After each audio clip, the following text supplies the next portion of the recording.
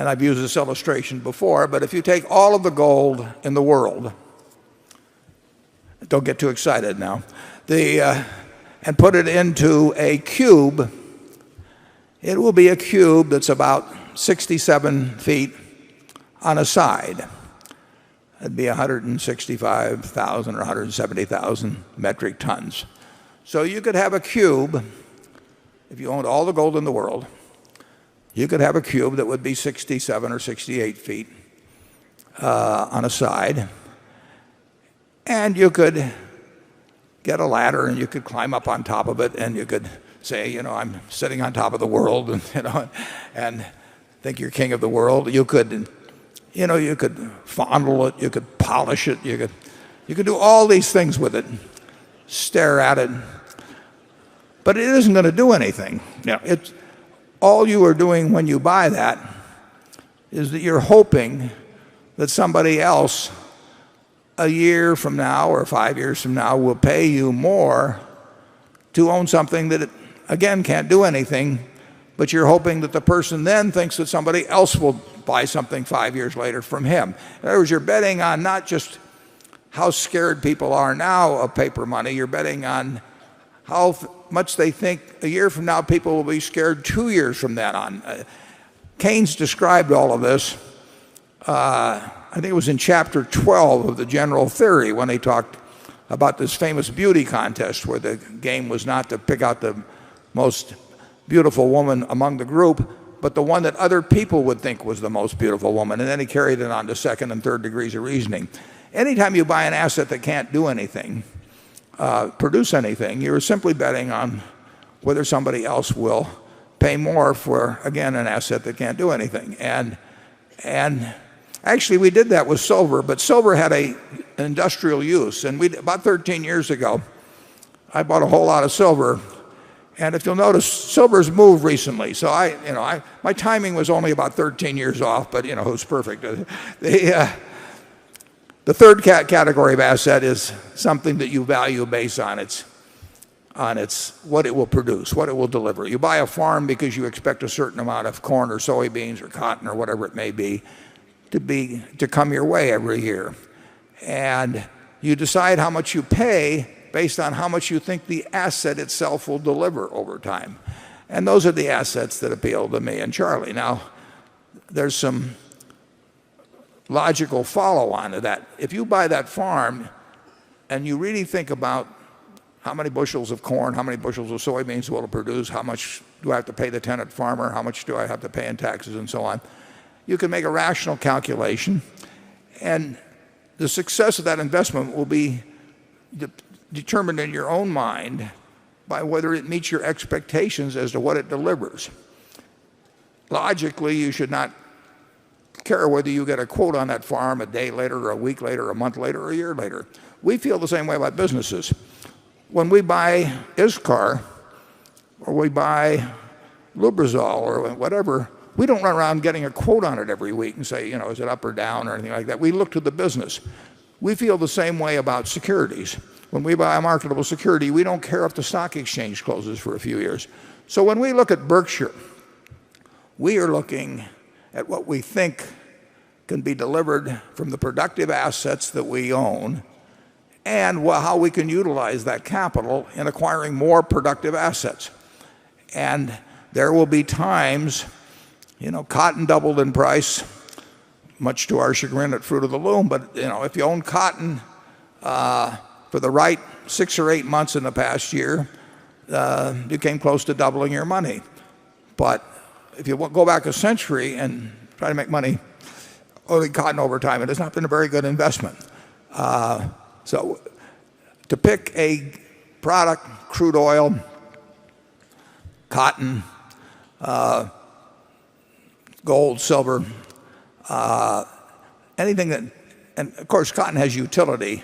Gold really doesn't have utility. I would bet on good producing businesses to outperform something that doesn't do anything over any period of time. But there's no question that rising prices create their own excitement.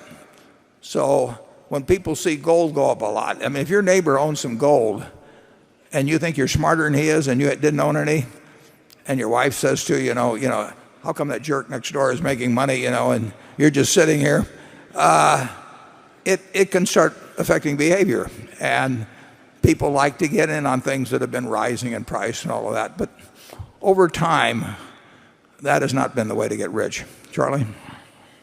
Well, I certainly agree with that. And besides,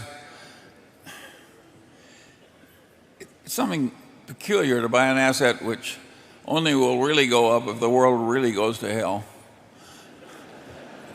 It doesn't strike me as a terribly rational thing to do. I think if you ever figure on leaving the country because the country is going to kill you,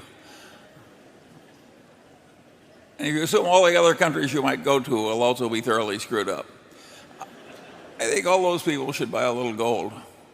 But I think the rest of us would be better off with Berkshire Hathaway stock.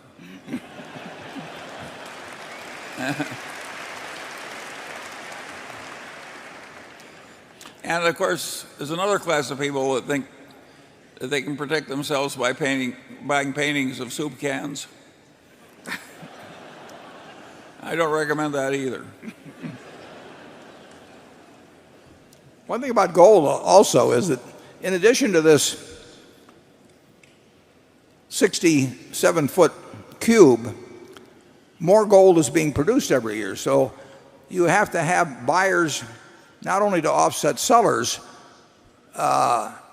in the natural course of events, but you have to absorb something like $100 billion worth of added items of no utility.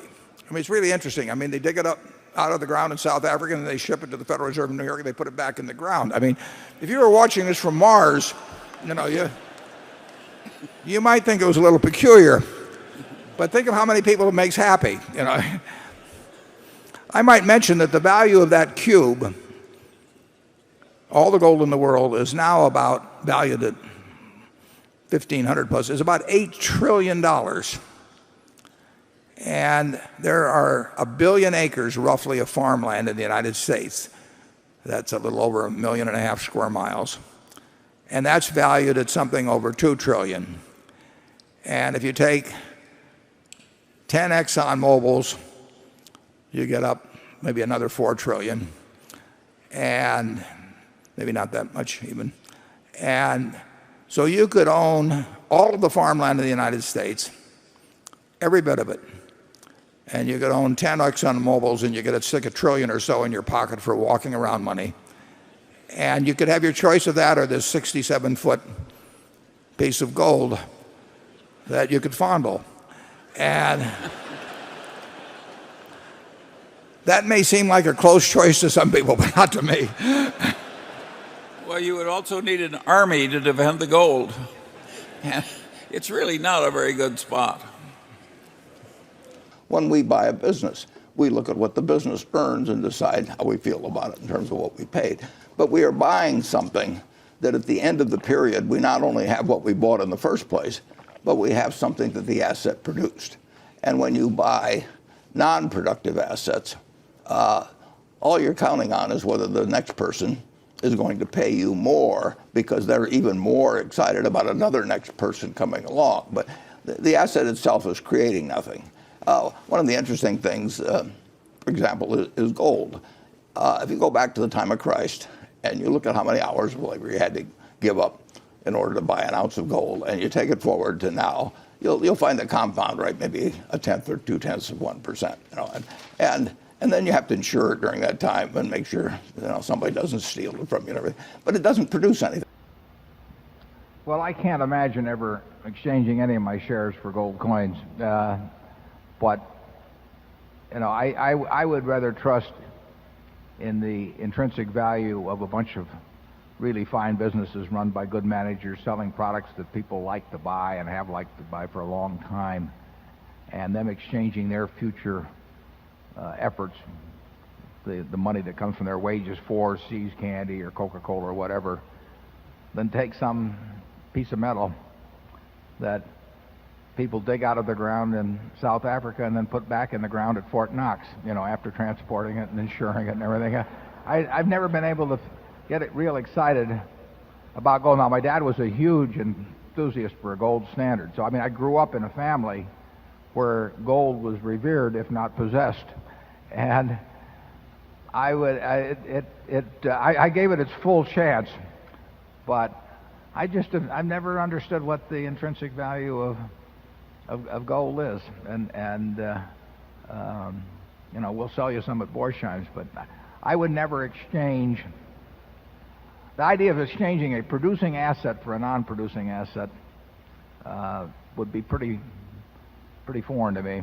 And I would say this in terms of the predictions, and I know the spirit in which you asked the question, but there's a market out there all the time, and people love to hear predictions. I mean, if I said I was going to offer a bunch of predictions today, I mean, we would have 1 million people here. I mean, they're dying to have predictions, and speeches at Rotary clubs or trade associations or whatever. They just plain love it, and that's what a whole industry is built upon. You know, the people coming out of Washington that talk about political predictions, and I don't read those in the paper at all because it's space fillers basically. And you mentioned Edgar Casey. Ben Graham knew Edgar Casey pretty well, but I just have never seen any utility to any of that at all. There will be some huge surprises in the world. There's no question about that. But I don't think that betting on any specific one is a very smart policy. In fact, we usually bet against them in terms of super catastrophes. We know there will be a 7.0 or greater quake in California in the next 50 years. We don't know where it'll be or when it'll be or anything like that. We're willing to pay out a lot of money if it happens tomorrow. And because people do worry about catastrophes, and in this case it's perfectly proper with insured values, but it just isn't any way, in our view, to get through economic life. Charlie? Well, I suppose the one time when a single mother might want to own gold compared to anything else is if she faced conditions like a Jew in Vienna in 1939, or, I mean, there are conditions you can imagine where some form of transportable wealth would be useful compared to anything else. But absent those extreme conditions, I think it's for the birds. Now, silver.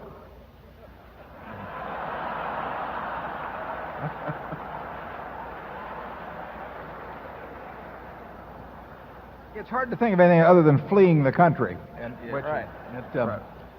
And Charlie and I don't give a lot of thought to fleeing the country. Although I must say that the one thing I really find reprehensible is the people that make a lot of money in this country and then leave to, you know, to get in other tax jurisdictions or something like this. I really, but I'm a little crazy. I don't mind paying taxes. Let's go to 7. There are plenty of reasons, other perfectly valid reasons. I mean, people may want to live someplace else, but the ones who carefully arrange it so that they actually live here as much as they can. I think one of them wanted to be appointed. He wanted to go to some very small entity where there was no tax, and then he wanted to be appointed an ambassador to the United States so that he could enjoy living here but enjoy the taxes of something else. And, you know, that is not my role model. Yeah, I grew up in a household, and my sisters are here, where gold was talked about frequently. So I've been exposed to a lot of thinking on that over the years. I don't really think gold has really, the price of gold, I should say, has anything really to do with the valuation of businesses. It may reflect certain things that are going on in prices attached to those businesses at a given times, but I would not regard, I mean, the price of gold does not enter into my thinking in any way, shape, or form in terms of how I value a business today, a year ago, 10 years ago, or tomorrow. When we look at Larson Jewels, the custom picture frame operation, I'm not thinking of that in relating it in any way to what gold has done. So it's just not a factor with us any more than other commodities would be. I mean, whether it's wheat, whether it's cocoa beans or whatever, it has a certain hold on some people, and we don't look at it as an interesting investment, and we don't look at it as a yardstick for valuing other investments. Charlie? Yeah, Warren is right when he says that interest rates are very important in determining the value of stocks generally. And I think he's also right when he says gold is very unimportant. The second part of the question? Thank you, sir. The second part of my question is this. Given your assumptions on gold, if you were to factor a significant decline in the value of the dollar against gold, let's say 40% or more, and given the correlation of 1929-48 and 64-81 eras positively to decline of the dollar, and the negative correlation in the other two areas that you had studied, would you care to adjust the 7% total annual return you were quoted as expecting for common equity in the coming decade? And in conjunction with that, would you care to comment on your expected rate of return on all other major asset classes, perhaps like bonds, real estates, and which would you believe offers the best value for investors? Yeah, well, thank you very much. Except under unusual circumstances, my expected rate, my expectancy on something like bonds is what bonds are producing at a given time. I don't think I'm smarter than the bond market. Now you can say when those rates swing all over, does that mean I swing all over? The answer is pretty close to yes. I mean, I don't know what the right rate for bonds is. I think that if there's, I'm very leery of economic correlations. I mean, I spent years fooling around with that sort of thing, and I mean, I correlated stock prices with everything in the world, and the problem was when I found a correlation. I mean, it's you've seen these things on whether the AFC or the NFL wins the Super Bowl and all of that sort of thing. You can find something that correlates with something else, but in the end, a business or any economic asset is going to be worth what it produces in the way of cash over its lifetime. And if you own an oil field, if you own a farm, if you own an apartment house, with the oil field, it's the life of the oil field and what you can get out of it. Maybe you get secondary recovery, maybe you get tertiary recovery. Well, whatever it may be, it's worth the discounted value of the oil that's going to come out. And then you have to make an estimate as to volume and as to price. With a farm, you make an estimate as to crop yield and costs and crop prices. And the apartment house, you make an estimate as to rentals and operating expenses and how long it'll last and when people will build other new apartment houses that potential renters in the future will find preferable and so on.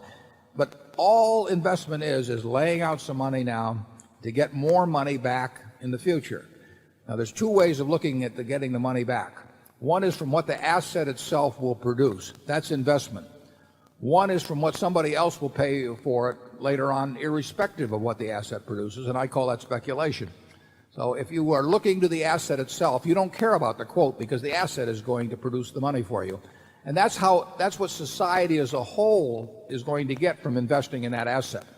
Then there's the other way of looking at it is what somebody will pay you tomorrow for it, even if it's valueless.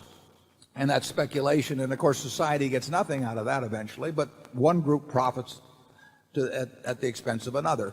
And of course, you had that operate in a huge way in the bubble of a few years ago. You had all kinds of things that were going to produce nothing, but where you had great amounts of wealth transfer in the short term. As investments, they were a disaster. As means of wealth transfer, they were terrific for certain people, and they were for the other people that were on the other side of the wealth transfer. They were disasters. We looked solely. We don't care whether something's quoted because we're not don't buy it with the idea of selling it to somebody. We look at what the business itself will produce. We bought See's Candy in 1972. The success of that has been because of the cash it's produced subsequently. It's not based on the fact I call up somebody at a brokerage house every day and say, what's my See's Candy stock worth? And that is our approach to anything. On interest rates, I'm no good. I bought some REITs a couple of years ago because I thought they were undervalued. Why did I think they were undervalued? Because I thought they could produce 11 or 12% in terms of the assets that those companies had, and I thought an 11 or 12% return was attractive. Now the REITs are selling at higher prices, and they're not as attractive as they were then. But you just look at every asset class, every business, every farm, every REIT, whatever it may be, and say, what is this thing likely to produce over time? And that's what it's worth. It may sell at vastly different prices from time to time, but that just means one person is profiting against another, and that's not our game. Charlie? Yeah, what makes common stock prices so hard to predict is that a general liquid market for common stocks creates from time to time, either in sectors of the market or in the whole market, a Ponzi scheme. In other words, you have an automatic process where people get sucked in and other people come in because it worked last month or last year, and it can build to perfectly ridiculous levels, and the levels can last for considerable periods. Trying to predict that kind of thing, sort of a Ponzi scheme, which is, if you will, accidentally thrown into the valuation of common stocks by just the forces of life, by definition, that's going to be very, very hard to predict. That's what makes it so dangerous to short stocks, even when they're grossly overvalued. It's hard to know just how overvalued they can become in addition to the overvaluation that exists. And I don't think you're going to predict the Ponzi scheme effect in markets by looking at the price of gold or any other correlation. Charlie and you're pulling a figure out of the air. We have probably agreed on at least 100 companies, maybe more, that we felt were frauds, bubble type things. And if we'd acted on shorting those over the years, we might be broke now. But we were right on probably just about 100 out of 100. It's very hard to predict how far what Charlie calls the Ponzi scheme will go. It's not exactly a scheme in the sense that it isn't concocted, in most cases, by one. It's sort of a natural phenomenon that seems to nursed along by promoters and investment bankers and venture capitalists and so on. But they don't all sit in a room and work it out. It plays on human nature in certain ways, and it creates its own momentum, and eventually it pops. And nobody knows when it's going to pop, and that's why you can't short. At least we don't find it makes good sense to short those things. But it is recognizable. When you're dealing with those kind of crazy things, but you don't know how high they'll go or when it'll end or anything else. And people who think they do, sometimes play in it. And other people know how to take advantage of it. I mean, there's no question about that. You do not have to have a 200 IQ to see a period like that and figure out how to have a big wealth transfer from somebody else to you. And that was done on a huge scale, in recent years. It's not the most admirable aspect of capitalism.